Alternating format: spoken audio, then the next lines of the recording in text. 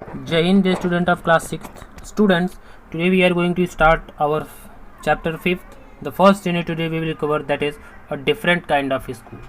So my dear students, without making delay, let's get started. The first para suggests, I had heard a great deal about Miss Beam's school, but not till last week did the chance to come to visit it. Right? So here my dear students, the narrator is saying, narrator means the person who spoke about something. So the narrator is saying that he had heard a lot about Miss Beam's school, but he got a chance to visit the previous week. What is the meaning of great deal? So the meaning of great deal is to a great extent, right? When I arrived, there was no one in sight but a girl of about 12. Her eyes were covered with bandage, and she was being led carefully between the flower beds by a little boy who was about 4 years younger. She stopped, and it looked like she asked him who had come. He seemed to be describing me to her. Then they passed on. So when the narrator reached the school, no one was there except a 2 years old girl. Her eyes were covered with a bandage, and a 4 year old boy was guiding her between flower beds. She stopped as if to ask who had come.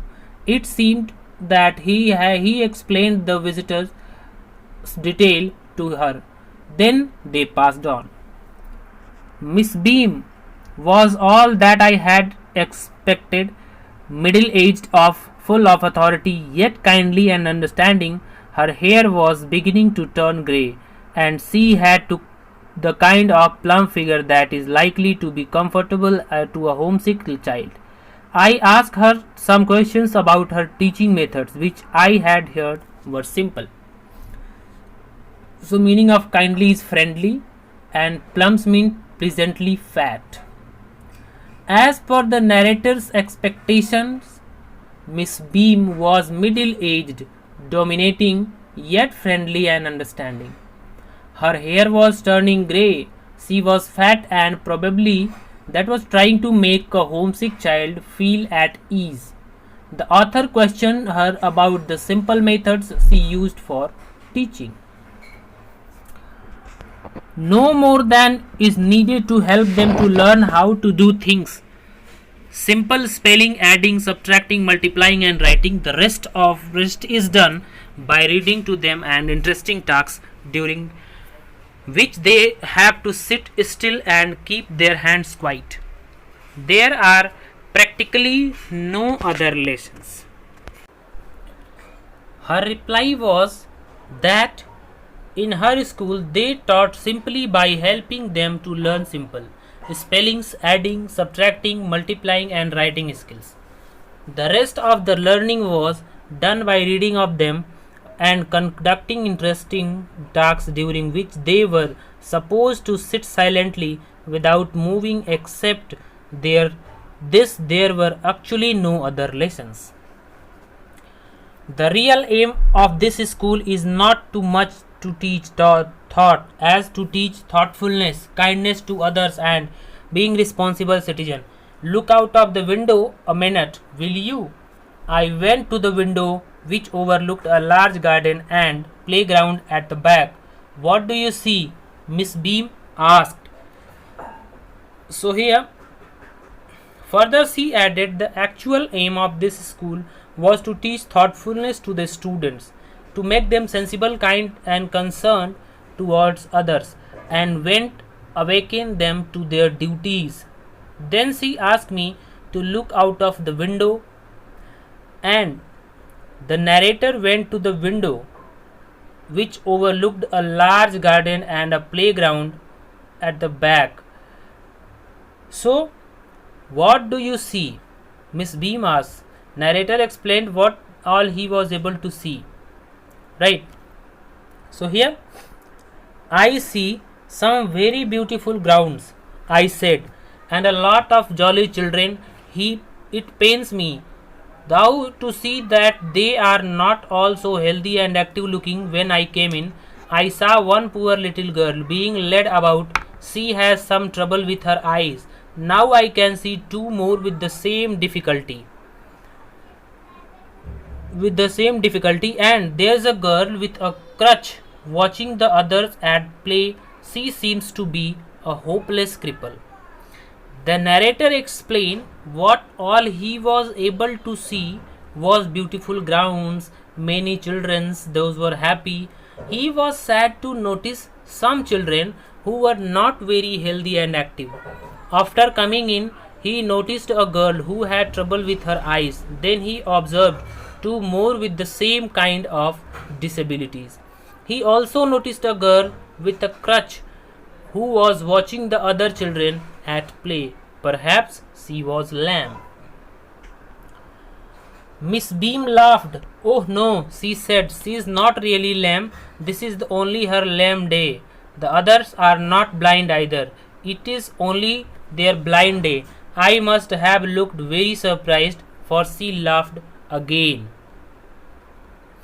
Here at play means playing, hopeless that is unfortunate, and lame day means day on which she acts as if she was lame. Right? So this was very important part of our system. Miss Beam laughed and explained that she was not lame, rather than it was her lame day. The others are also not blind but are observing their blind day. She laughed at my astonishment look. This is very important part of our system to make our children appreciate and understanding misfortune. We make them share in misfortune too. Each term every child has one blind day, one lame day and one deaf day and one injured day and one dumb day. During the blind day, their eyes are bandaged absolutely and they are on their honor not to peep. The bandage is put overnight so they wake up blind. This means that they need help with everything. Other children are given duty of helping them and leading them about. They all learn so much this way, both the blind and the helpers. Now here the meaning of misfortune is unfortunate. Here it is written. And now thereafter she explained that to make their children appreciate, accept and understanding misfortune with the same mind as fortune, they have made such activities an essential part of their system. Each term every child is supposed to observe one blind day, one lame day, one deaf day, means different kinds of days were there. On blind day their eyes are blindfolded and they promise that not to peep at all, and this is done overnight so that they wake up in the blind like conditions and to get help for everything they do. Other children were appointed as a duty, appointed to help and guide them. This way both the blind and the helpers learn a lot of things. Which kind of lesson they receive? They receive a moral lesson. There is no misery about it, Miss Beam continued. Everyone is very kind, and it is really something of a game before the day is over. Thou even the most thoughtless child realizes what misfortune is. Miss Beam further said that with this type of game, even a very careless child learns to be responsible at the end of day. The blind day is of course really the worst, but the sum of children tell me that the dumb day is the most difficult. We cannot bandage the children's mouths, so they really have to exercise their willpower. Come into the garden and see for yourself how the children feel about it. No doubt the blind day was the worst, but according to some children, the dumb day was the most difficult as the mouth could not be bandaged. The children had to use their willpower in the case. Then she took them into the garden to let him watch their children and their feelings himself. Miss Beam led me to one of the bandaged girls. Here's a gentleman come to talk to you, said Miss Beam, and left us. Don't you ever peep? I asked the girl. Oh no, she exclaimed. That would be cheating, but I had no idea it was so awfully to be blind. You can't see a thing. You feel you are going to be hit by something every moment. It's such a relief just to sit down. Miss Beam led me. Miss Beam took the narrator, means me, that was the writer, to the bandaged girls, and after introducing to them, she left them. The narrator asked the girl if she ever tried to look out. The girl replied obnoxiously that it would be a cheating. So before this experience, she never realized that being blind was that bad. One was not able to see anything, and every steps one fears of being hit by something. Just sitting down was a comfort. Are you helpers kind to you? I asked. Fairly, but they are not as careful as I shall be when it is my turn. Those that have been blind already are the best helpers. It's perfectly ghastly not to see. I wish you would try. Shall I lead you anywhere? I asked. He further asked her if her helpers were kind. Her response was positive, but according to her, the intensity of help and care was lesser. She would be a better helper during her turn. As per her statement, people who had experienced the blindness become better helpers, and as they were able to understand their positions, the inability to see was scary and full of fear. She wished he could give it a try. Then he asked her if he could show her the way and help her to go anywhere. Oh, yes, she said. Let's go for a little walk. Only you must tell me about the things, and I shall be so glad when today is over. The other bad days can't be half as bad as this. Having a leg tied up and hopping about on a crutch is almost fun. I guess having an arm tied up a bit more troublesome because you can't eat without help and think like that. I don't think I will mind being deaf for a day. At least not much, but being blind is so frightening. My head aches all the time, just from worrying that I will get hurt. Where are you now? So here, meaning of glad is happy, frightening means terrifying, crutch means it's a long stick to support a disabled person, troublesome means irritating. She replied in acceptance and suggested to go for a walk. She also asked him to tell about things. She said that she would be full of joy once the day is over. She further said that even the bad days would be half as bad than to be blind. In her opinion, other things were fun, like to have a leg tied up and jump on a support. Having an arm tied up was still annoying, as it was difficult to eat without help, and so on. She said that she would not mind to be deaf for a day, but being blind actually scared her. It troubles her mind with the fear that she would get hurt. Now, in the playground. Where are we now? In the playground, I said. We are walking towards the house. Miss Beam is walking up and down the garden with a tall girl. What is the girl wearing? My little friend asked. A blue cotton skirt and a pink blouse.